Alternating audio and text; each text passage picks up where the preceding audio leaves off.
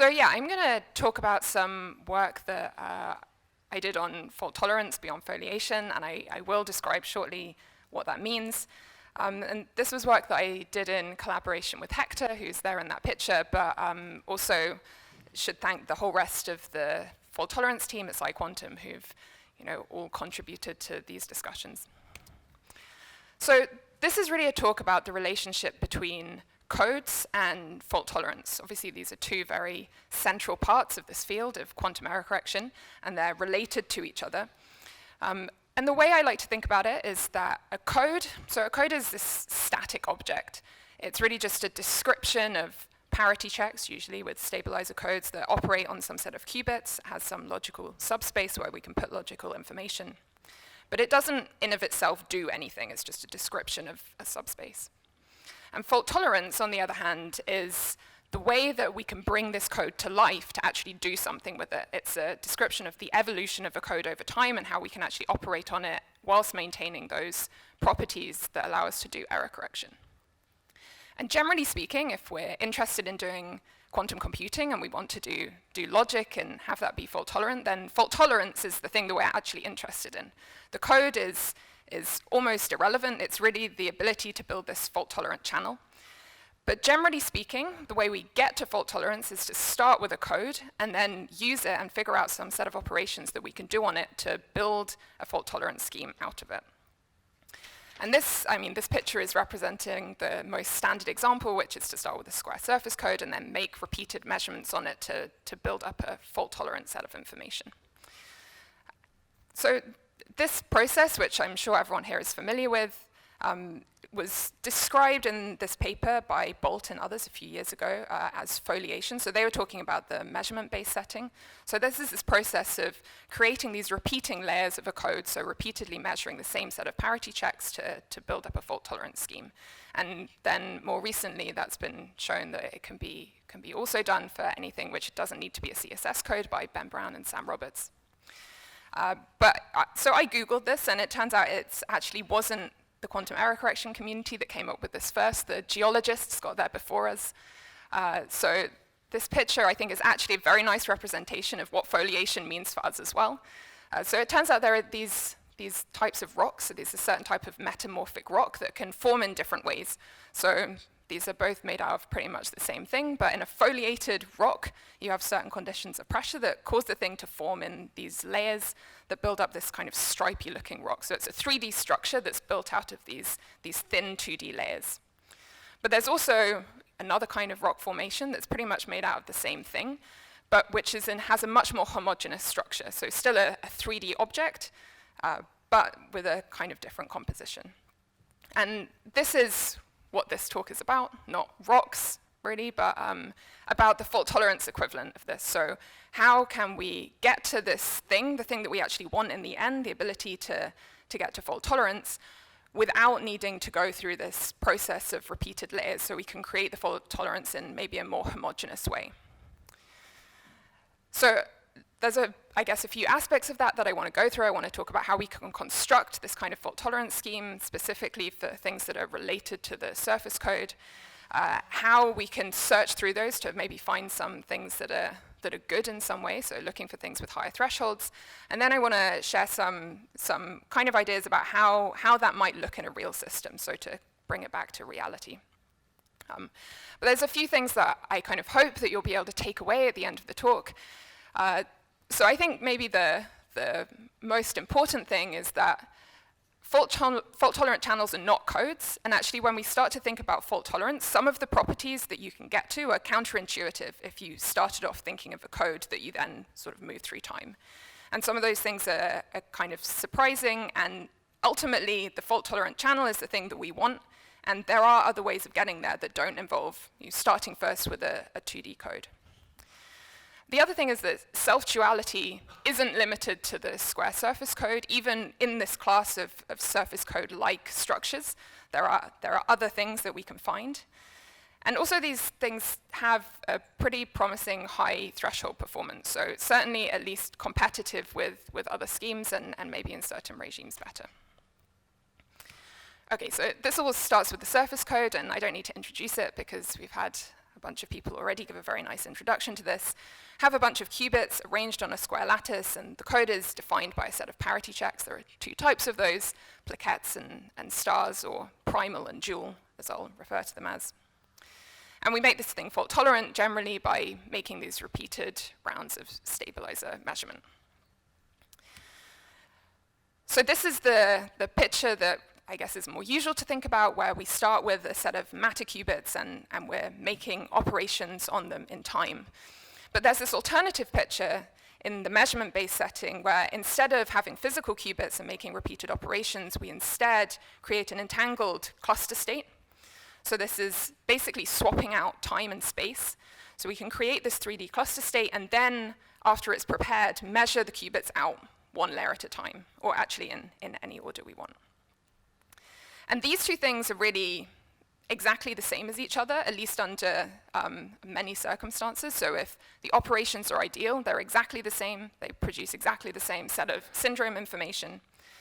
The difference is really just in the ordering of the operations. So in the matter-based case, you're preparing qubits, you're doing entanglement and measurement, and you're interspersing multiple rounds of that, so repeated rounds of entanglement and measurement. Whereas in the measurement-based case, you do all of your entangling operations at the beginning, and then you make all the measurements. So as long as the procedure is not adaptive in any way, as long as you're not changing anything and you're just doing those fixed set of operations, there's really no difference between the two. So, I mean, this holds as well when you add errors. So if you have a phenomenological error model, it's still the case that these things are exactly the same. They have exactly the same thresholds and behavior. Obviously, if we talk about implementation details, so specific circuits, you can end up with differences between the two schemes, but just as you can if you change the gate error model with either one individually. And I think the clearest way, maybe, of seeing that these two things are doing the same thing in a very slightly different setting is this most important property, which is the thing we want, which is to create this fault-tolerant channel. And both of these things are doing that. They're really just some structure which is allowing us to take a code, in this case the surface code, and move it through either time or space. So in the case of the picture on the left, we're moving the code fault-tolerantly through time, and in the picture on the right, we're moving it through space. And with topological codes and the surface code, this property is the only thing you need to be able to get to a fault-tolerant logical gate set. Once we can create this channel, once we can create this fault-tolerant bulk, we can use that to do lattice surgery and whatever, all the other gates that we need to get to fault-tolerant computation rather than just a memory. So I think I've basically just told you these two things are pretty much exactly the same. So why would we bother to think in the measurement-based case at all in that case? And I think it's the reason is, and particularly for the purposes of this talk, that it's often much more convenient to think in this setting of measurement-based when you're really thinking about everything that's laid out in space. Essentially, you're thinking about the whole space-time picture of the evolution of the code rather than thinking about a single time slice, and that often makes it much easier to see how you can reconfigure things and how you can move things around. So just as a kind of trivial example, if we have the cluster state, it's very easy to see that you can just rotate this thing in whatever direction you want, and I actually think that in Ben's talk yesterday we saw an example of this, of kind of moving through the state in a different direction. It's much harder to see how you could do that or how you would set up your set of operations to do that if you're thinking about physical qubits in space. I mean, you can kind of you could back it out from this picture, you would be able to rearrange them in some different way and do some different set of measurements. But it's much more intuitive to see that these things have to be exactly the same when you're thinking about the cluster state. And this is the reason that I'm going to use this framework for talking about the things here, because it's much more easy to see the geometric modifications that you can make to fault-tolerant schemes when you're thinking in this picture. But I do also want to emphasize that although I'm going to use the framework of measurement-based computation to describe these schemes because it's convenient, there's nothing about it that requires it to be built out of some circuitry that's actually measurement-based in practice, so you can map all these things back to some circuit model, and I'll show you some examples of that at the end. Okay, so I'm not going to talk in detail about the construction of the cluster state. You can kind of see by eye that it looks very similar to the 2D surface code in layers, and you can kind of convince yourself by going through that all the stabilizers match up. But conveniently, you don't really need to understand the details of the structure of the cluster state, because there's a much simpler description of both of these things through what is called the syndrome graph, so a description of the relationship of the parity checks of the code. So this thing, in this representation, the vertices represent the parity checks, so all of the parity checks of the code in the fault-tolerant picture, that is, are represented by vertices, and the edges represent the qubits. And this picture is obviously exactly the same for both of these two schemes, and it's a much simpler way of seeing the structure of what's going on. And if you extend the thing just beyond the syndrome graph to being a cell complex, so if we add faces and cells to that description, we get the whole description of the state, so of the primal as well as the dual. So this geometric structure, just having a cell complex, is really a complete description of the state, and we're going to be able to see everything we want to just from looking at that much simpler picture. So this isn't just limited to the square surface code, of course, which gave us this very symmetric cubic structure. But we can do the same thing for other structures as well. So here's another example, which starts with the hexagonal surface code. So this is really exactly the same thing, but with a modified geometry in 2D. And on the right, you can see the cluster state version of that, which basically the same as before, but with, again, a modified geometry. And these things have a syndrome graph that looks like this picture at the bottom. So it's basically just taking the geometry of the 2D surface code and extruding it up in the time direction. So the thing is made of these hexagonal prisms that are stacked in layers.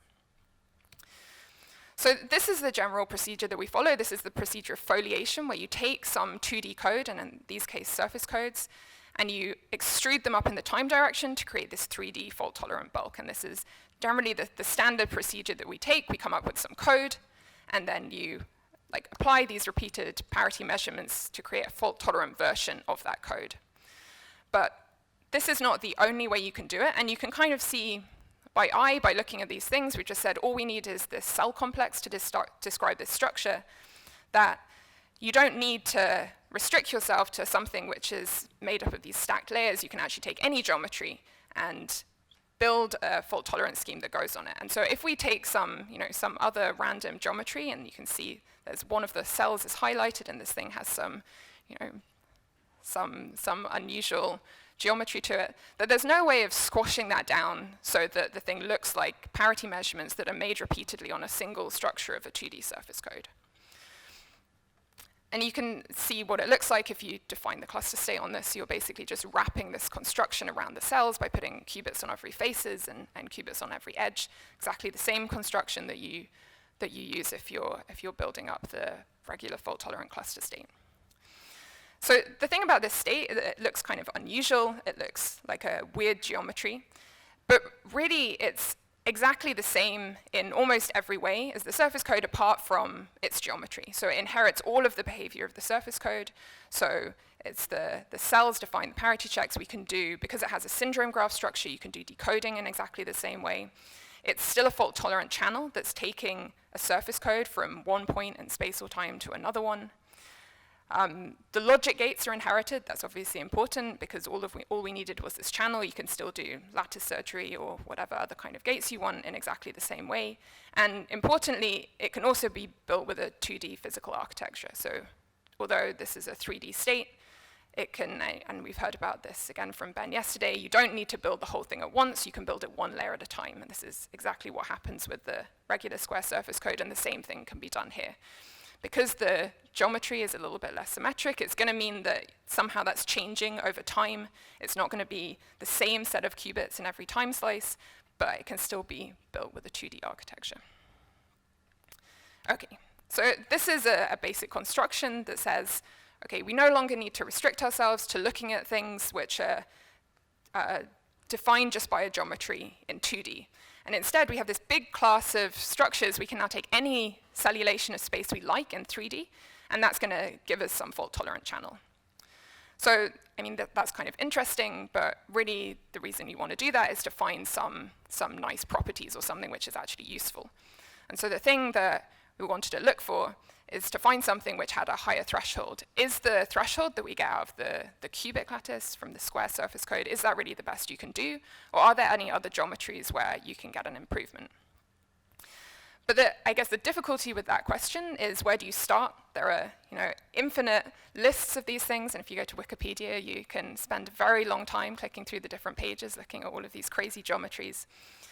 So what you need to do a reasonable search for that is to have some kind of intuition or some kind of clue about what it is about the structure of one of these geometries that is going to give it a good threshold or a bad threshold. And I think in general, this is not very well understood. In general, we don't have good ways of just looking at some set of parity checks and making a guess at whether it's going to have a good or a bad threshold. I think this is an interesting direction to try and understand more, especially as we try and engineer better codes. But with the surface code, with things that can be represented by a syndrome graph in particular, there is something that we can take as a clue, as a starting point to try and work in this direction. And it comes from the structure of the parity checks. So here is a picture of just a 2D surface code, again, just as a representation. And there's a parity check here. And if we see a parity check which is violated in the surface code, what that's telling us is probably one of those 4 qubits around it has suffered an error. Maybe it's 3, but probably it's 1. But the amount of information we're getting from that parity check depends on its geometry. So if we imagine having plaquettes of different sizes with different numbers of qubits on their boundaries, then we're getting different amounts of information. So if we have a hexagonal face, we're learning that 1 out of 6 qubits has an error, so that's kind of worse. We're not getting as localized information. If we have a triangular face, then we learn that only 1 out of 3 qubits. It seems better because it's more focused. We've got a more explicit piece of information about where the errors are likely to be.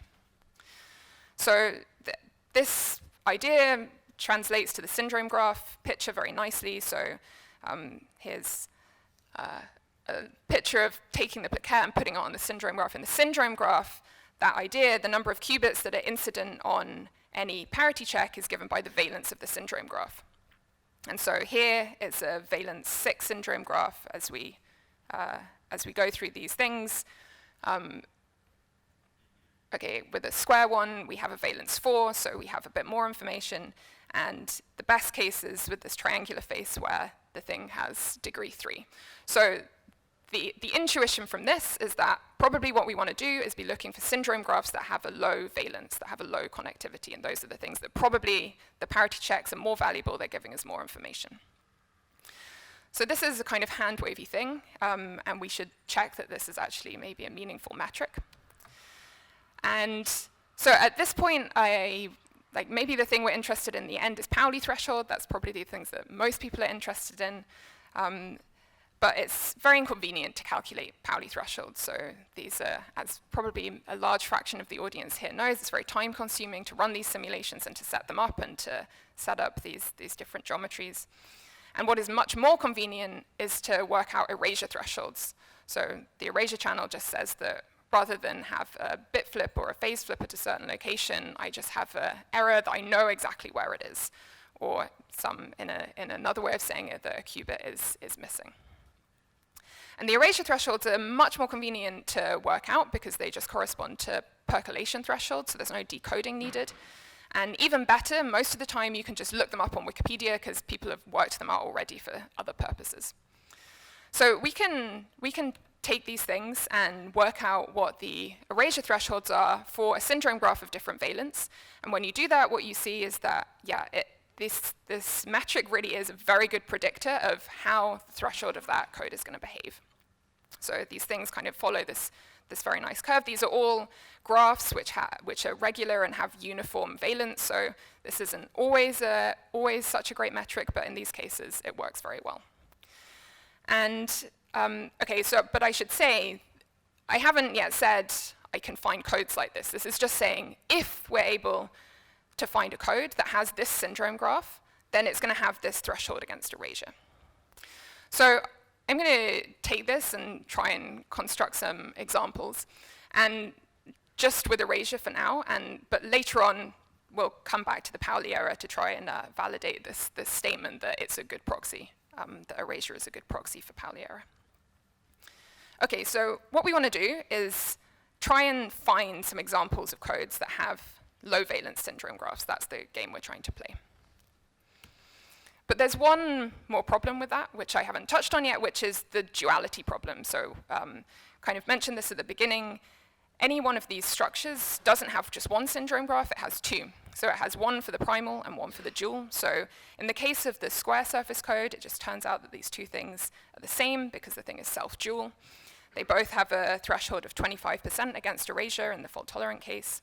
So we have a point that kind of sits here at the middle. This is our starting point and what we want to try and beat.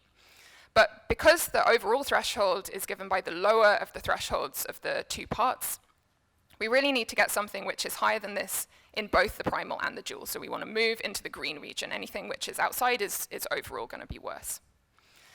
And the problem is that if you have 2D surface codes, and many people I'm sure are aware of this, that as you try and improve in one basis, you make the other one worse. So here is the example of the hexagonal lattice, and in the one basis, the threshold has gone up, the valence of the syndrome graph is decreased, but in the other one, the threshold has gone in the opposite direction, so the valence is changed in the other direction, and that means that overall, we're worse off. The thing has got worse. And in fact, that this is true for any 2D surface code that you take. It's just a feature of the geometry. This has been known for a long time. And because of this, the square lattice is really the best you can possibly do if you're restricting yourself to 2D surface codes, because it's the only one which is self-dual. Okay, but we've now got this big other class of geometries that we can explore that aren't based off just 2D things that are extruded upwards. And so we can go to these lists on Wikipedia, we can search through them, we can try and figure out their percolation thresholds, and when you do that, and you plot these points, they're unfortunately all worse than the 2D surface codes. So this is kind of disappointing until you realize that for whatever reason, the people who compile these lists of geometries on Wikipedia, they're all geometry people. And those geometry people are really only interested in convex polyhedra. I don't really know why that is, but it is the case that on Wikipedia, those lists are pretty much exclusively made up of convex shapes. But there's a whole world out there of non-convex geometry. And if we remember what it is that we're actually trying to do with this state, it's just using this geometry to define a structure of entanglement. So we don't care whether or not this thing is bendy or curved or weirdly shaped, because the entanglement can be configured however we like. And so here is the fact that I found extremely surprising when I realized this, that there's actually many self-dual geometries in 3D, so self-dual cell complexes, if you go beyond these convex geometries. So cubic is really the only self-dual if you're restricting yourself to convex geometries, but in the non-convex space, there's many, and in fact, whole families of them. So let me give you one example. Here it is. This is the diamond cell complex. So the thing is based on the diamond lattice, but the lattice itself is not enough. The key thing is that you have to be able to define faces and cells on top of that lattice so that the thing is self-dual.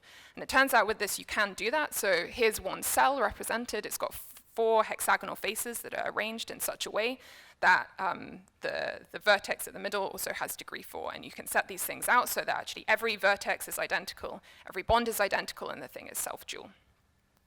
And the important thing about it is that it has a valence of 4, which is 2 lower than what we started out with the cubic lattice. So the valence has come down, and the erasure threshold goes up to 39% in both the primal and the dual, which moves it straight up into that green region. So I guess in some sense we succeeded. We found something which, on this metric, really outperforms the cubic lattice. It's self-dual, and it has a higher threshold against erasure. You can have a look at what that structure looks like. So it's got these kind of hexagonal faces. So in some sense, it looks a bit like the hexagonal surface code, at least on the face. You can certainly think of it as like on one of the faces is a 2D hexagonal surface code. But there's no way of compressing it or squashing it so that it ends up in these layers. So we can't really interpret it in that way. And maybe there are other ways to think about this, but here is one. This thing is still a channel, and it's a channel which allows us to move a surface code through it, so we can put it in at one end and get it out at the other end. But somehow this structure is allowing us to take a hexagonal primal part and a hexagonal dual part and take them through the same channel, even though they're not dual to one another. So we can create a 3D structure which is allowing us to get a duality between things which can never be dual to one another in 2D. So we can go back to this picture, and there are more examples that go up along this line. So, there's a kind of thing that looks with these octagonal faces on a cubic lattice, and then this thing called the tryman lattice, which has a valence of 3 and gets an erasure threshold of 55%. So that's the lowest valence and the highest erasure threshold that you could get with something which has a uniform degree of syndrome graph. So you may look at this and feel a bit disturbed by those numbers, and certainly we did when we first saw it, because it's above 50%. And probably the intuition is, well, how can we have an erasure threshold which is above 50%? And I think that's a good question to ask. But the reason that we find that a kind of weird, unpalatable thing at first is because we're very used to thinking about codes. So error-correcting codes certainly cannot have an erasure threshold of more than 50%. That's as high as you can get. But a fault-tolerant channel is not a code. A fault-tolerant channel can be doing one specific operation, which doesn't necessarily allow anyone who had access to less than 50% of the qubits to choose what they do to it. So it's certainly possible that two people could get access to 45% of the qubits and reconstruct the fault-tolerant channel, but that doesn't allow them to violate no cloning. So this actually leads to a kind of interesting distinction. And I haven't really said much about the way the different ways that you can do computation in this measurement-based setting on some resource state. But this feature really means that there are two very different regimes that depend on how you're actually going about implementing computation. So if it's the case that we have a fixed resource state and you're implementing computation by doing measurement, so this is something you can do that's been proposed originally by Rausendorf and others in these seminal papers. You can take a single state and you can get to a universal gate set just by doing a different set of measurements on that state. In that regime, you cannot have a threshold of more than 50% overall, because you're able to choose what operations you're doing on the state. But there's another possibility, which is that rather than doing the measurements on the state, you actually prepare the state that you would have had if you had done those measurements, or you prepare a state that at least is topologically equivalent. And we can always do this, that instead of doing the measurements directly, you can prepare a different state. And if you have that ability to change the topology of the state in order to do logic, then you're not restricted with what threshold you have, because you can always be preparing a channel which is specific to that gate. So really, these things are very different. I mean, a way to think of that for the surface code, I mean, in this example in particular, is that we have a very high threshold in the bulk, but when you try and create boundaries, the threshold is very poor. And there's another regime where you can create boundaries with very high fidelity, and the bulk is very poor, and these are these two different regimes. Okay. So we now have a bunch of examples. They have these very nice erasure thresholds. But now, just like in the last bit, I want to talk about how this maybe maps to some real systems. So we care about Pauli's, we care about circuits, how you're actually going to build the things, we care about gates. And I think it's very difficult to say things concretely in this area, because everything is so dependent on the technology and the way you're actually doing things, but I'll try and give some examples. Okay.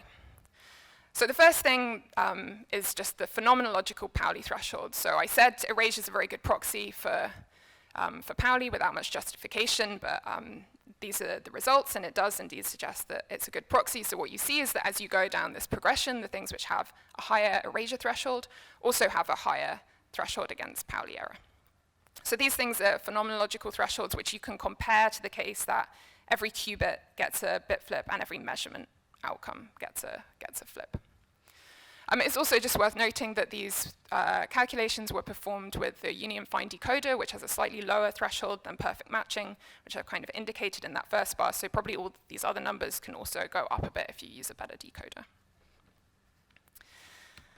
Okay, so what you should think when you see this is, yeah, those phenomenological error rates are really high, but as I look at the states along the bottom, they're getting more and more complicated, and I can confirm that they got more and more difficult to draw as we went to the right. This one on the right has degree 10 vertices. The syndrome graph is 3-valent, but the cluster state on top of it, which is telling you how many gates does every qubit have to go through, that goes up to 10. And generally, we don't like highway operators. They introduce more error, and so we really have to ask about the trade-off of those things, and is there actually still any advantage? And answering that question is very dependent on what the actual error model is, and it's actually going to change depending on how you vary these different settings.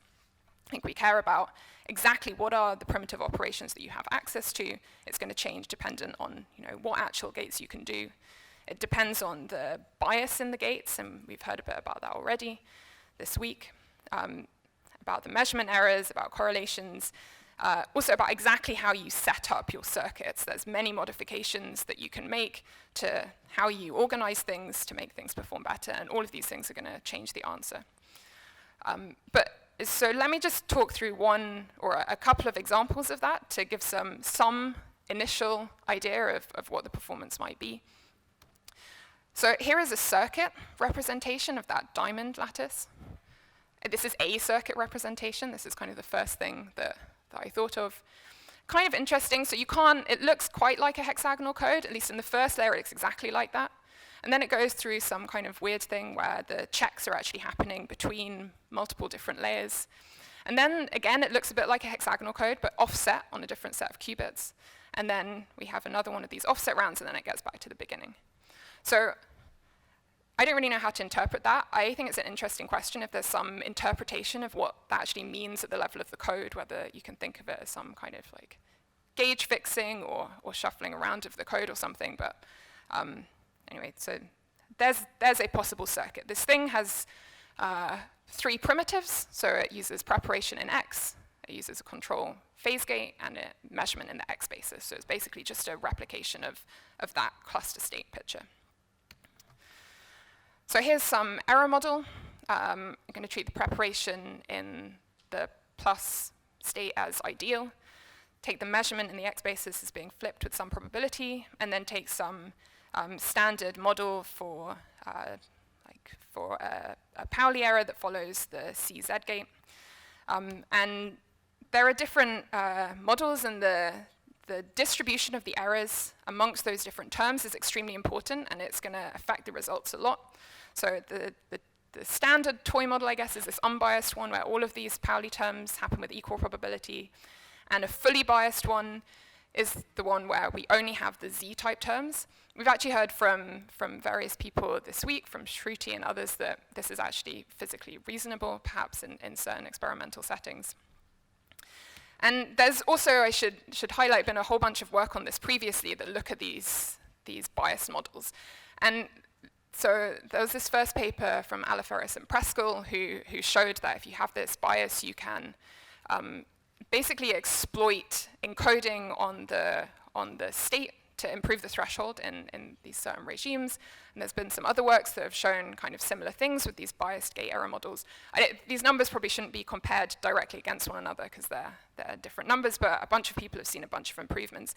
All of these results are based off the fact that the increasing stabilizer weight becomes more favorable if you're biased towards Z errors, because that's the case where all your errors commute through your gates and things aren't spreading around so much.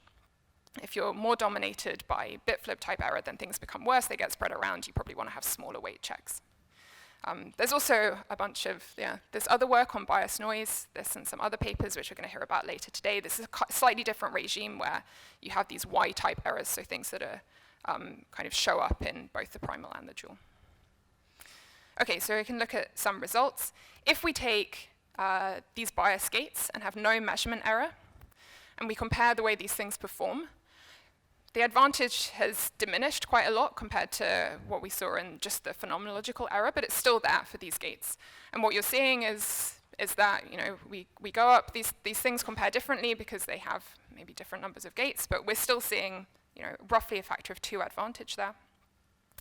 We can add measurement error. That actually makes things better. You get a stronger advantage when you have a measurement error, because you can think of a measurement error as basically being another type of dephasing in this setting. And then we can add a bunch more measurement error, and this is the regime where you get the strongest advantage. So if we increase the measurement error to be 10 times higher than the gate error, then you see very significant improvement with these schemes, and you have much more motivation to have high weight parity checks if you have low gate error and high measurement error. Okay, so these results, I think, show that this can be competitive, at least with other schemes. And I think it also just highlights that the answer to which one is going to be the best is very dependent on exactly what the gate error model is and exactly how you set up the circuits. And I think there's probably a lot more that can be done on figuring out better ways of building them, because this is really just the first thing you would think of. And I know there's a ton of tricks that isn't something that I've actually spent much time doing, but many people have, about better ways of extracting this information in a fault-tolerant way when you have these bigger parity checks. Okay, so let me just sum up then. So I guess the main thing that I want to get across is that fault tolerance is the thing that we're actually after if what we're doing is trying to do quantum computation. What we want is to build these fault-tolerant channels. And starting with a code and building off it is one way to get there, but there are other ways to get there. There are other ways to construct these fault-tolerant channels, and I've talked about one of them. And this seems like it opens up a bunch of possibilities that are very hard to think about if you're just starting from a 2D code. So that example that I showed the circuit, I don't know how you would come up with that circuit if you're trying to think about it starting from the point of a code. So maybe this way of thinking can open up more possibilities for constructing fault-tolerant schemes.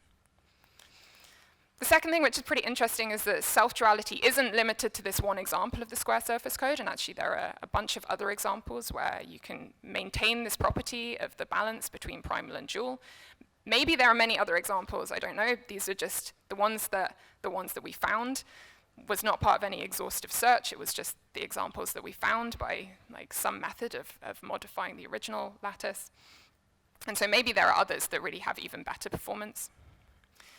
And these things, even when you put very realistic noise onto them, still maintain some of that advantage and threshold. And it changes depending on the regime that you're in. So it's certainly something which isn't just a kind of interesting feature, it's something which maybe is really useful for real computation.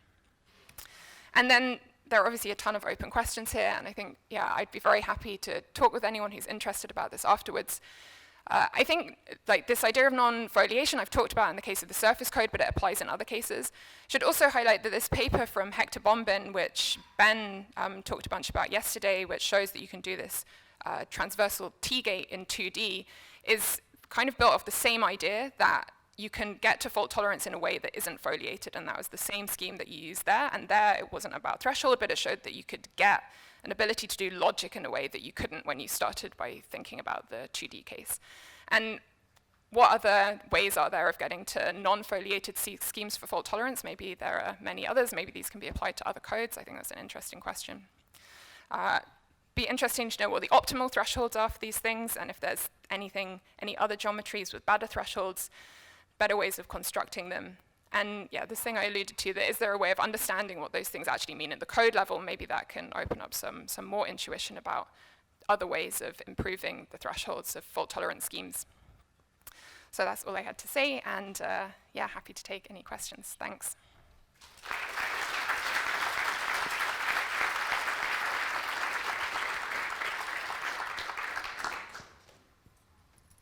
So are there any questions?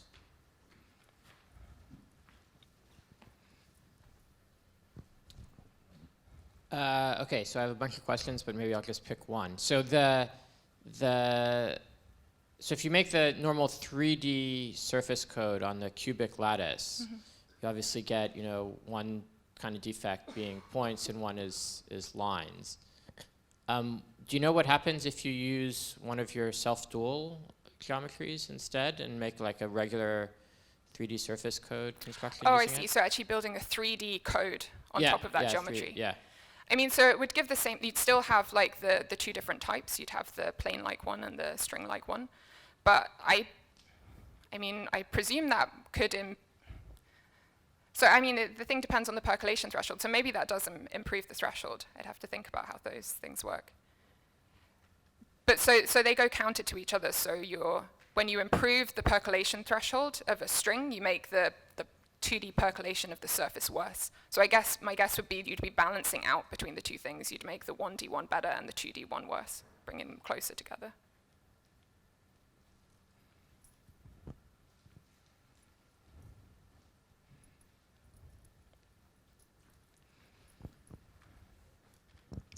Thanks for your talk. It was great. ask you a question about something I mentioned to you on the side the other day. There's a four-dimensional regular polytope, this so-called hyperdiamond. It's the unique one that is self-dual and not a simplex or a polygon. And you might imagine that just like you can use 2D codes and sort of sweep through a 3D space, you could use 3D codes and sweep through this four-dimensional space and maybe gather some of the nice properties like self-correction or something like that, or mimic it to some degree with such a sweeping through that. Have you had an opportunity to look at four-dimensional generalizations of this kind of idea here? Yeah, that's an interesting question. So yeah, I have no idea about the specific geometry that you asked about. If you take a 3D structure and sweep through 4D space, you have the same limitations that you do with the 3D code, which is that you have a percolation threshold that's like better in one direction and worse in the other. And the thing is that percolation thresholds, even for something which is 3 valence, say, you have a worse percolation threshold in the higher dimension for the same valence of graph. You would have to go to 3 plus 1. 4 plus 1, you'd have to start with the 3-dimensional thing, the 4-dimensional thing, and sweep it to get a 5-dimensional thing to get the advantages of self-correction to be building the equivalent thing. 4 dimensions seems maybe a bit challenging for something to be constructing. Maybe not with photons, but yeah, it's an interesting question. And I certainly wonder whether there are, I mean, that's the naive thing. So if you just construct the cluster state to be replicating the behaviors that you would have with the code, that's what happens. But maybe there are other ways to think about it in this way. I don't know. I think it's very interesting. There's one more question right here. That'll probably be the last one.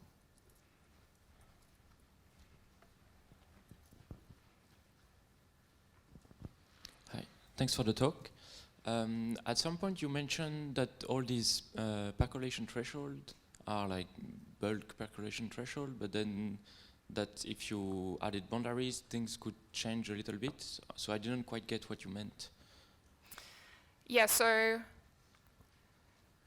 the threshold in the bulk is determined by the bond percolation threshold like on the syndrome graph. But if you want to create a boundary with measurement, then it's a different type of percolation problem. The fact that it's percolation is because you measure everything in the x basis, and this creates a certain kind of syndrome structure. At the boundary, when you measure z, you're essentially solving the complementary problem. So the thing you have to do is have the percolation of a surface to be able to create the boundary. And that means that, yeah, you have 1 minus the threshold of the other percolation. So it's actually just exactly the two things have to sum to 1 for the case of the surface code.